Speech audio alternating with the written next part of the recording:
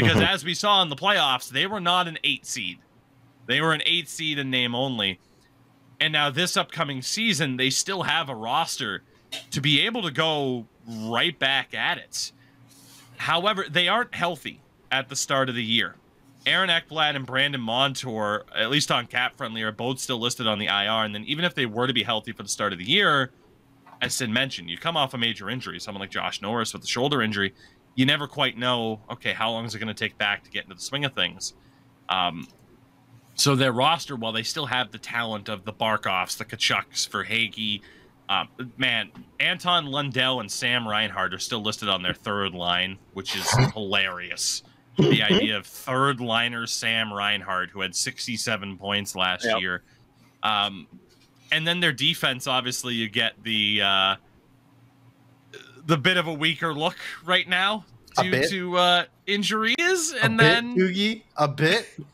Okay, so their current pairings, and if you haven't heard of this guy before in your life, any of these 6, just let me know. Gustav Forsling and Josh Mahora, Oliver Ekman-Larsson and Dmitry Kulikov, Nico Mikkola and Matt Kierstead. I know 2 of them. I don't know Matt Kierstead. I know everyone else, though. And healthy scratch, Boston Bruins legend Mike Riley.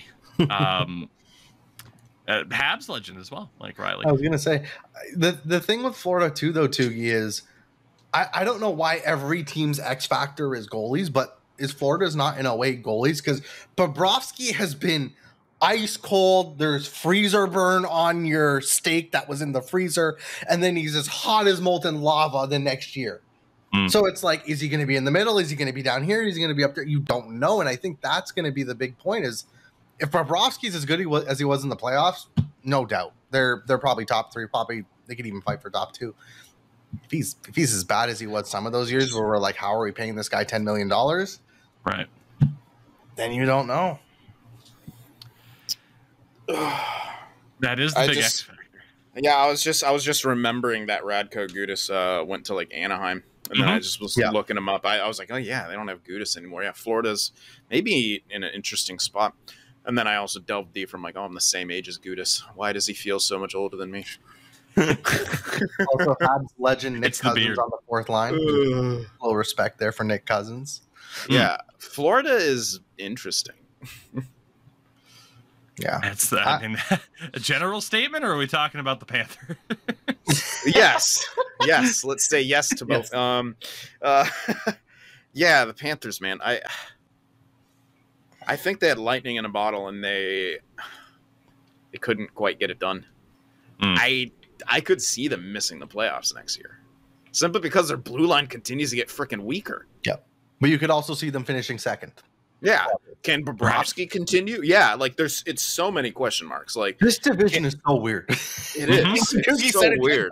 It's so weird. It's worth repeating. Like Florida could improve. They could also fall as much as Boston is likely to fall, like in this division too, with all these other teams coming up. Or all those young teams might still be a year away, and we could end up with this division. We sound like we don't know what we're talking about because there's so many unknowns in this division that it's so hard to really predict.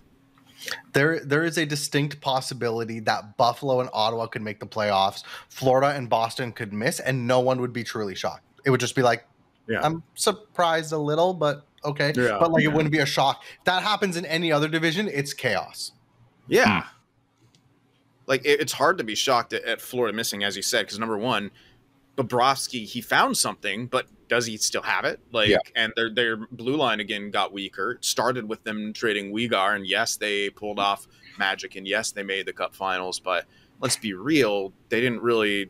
They did what a lot of teams do in the Cup Finals, and they took advantage of the refereeing system being what it is in the playoffs. Like they continue to get an edge like that.